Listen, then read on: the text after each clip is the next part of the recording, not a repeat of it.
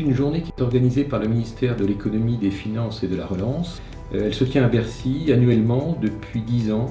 Elle rassemble des membres du gouvernement qui sont intéressés, des dirigeants de grandes entreprises de tous les secteurs d'activité, des ambassadeurs, des universitaires et des dirigeants de grands cabinets de conseil. Elle a vocation à favoriser les échanges, le dialogue sur les pratiques d'entreprise, sur les politiques publiques dans le domaine de la responsabilité sociétale des entreprises et dans la mise en œuvre des politiques dites d'inclusion.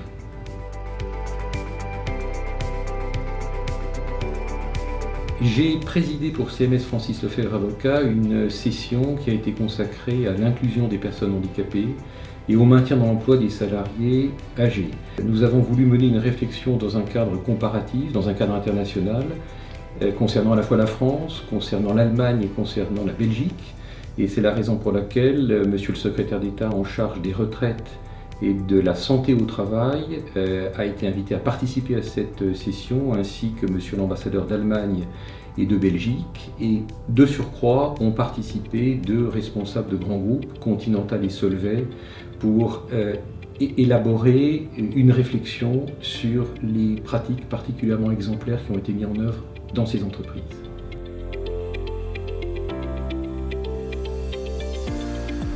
Une entreprise inclusive, c'est une entreprise qui non seulement met en œuvre un certain nombre d'actions visant à prévenir des situations de discrimination en matière d'état de santé, en matière d'âge, en matière de genre, voire d'origine sociale, mais c'est au-delà de ça des entreprises qui mettent en œuvre des actions pour permettre à toutes les personnes, quelles que soient leurs différences, de trouver une place dans l'entreprise ou dans la cité.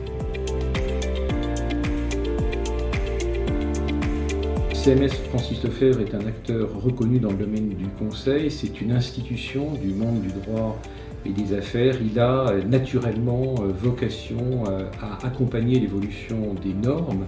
C'est un cabinet qui a une connaissance intime des entreprises, de leur stratégie, de leur organisation, de la mise en œuvre des politiques de ressources humaines et naturellement du dialogue social qui doit être un facteur de performance dans la réalisation de ces différentes politiques.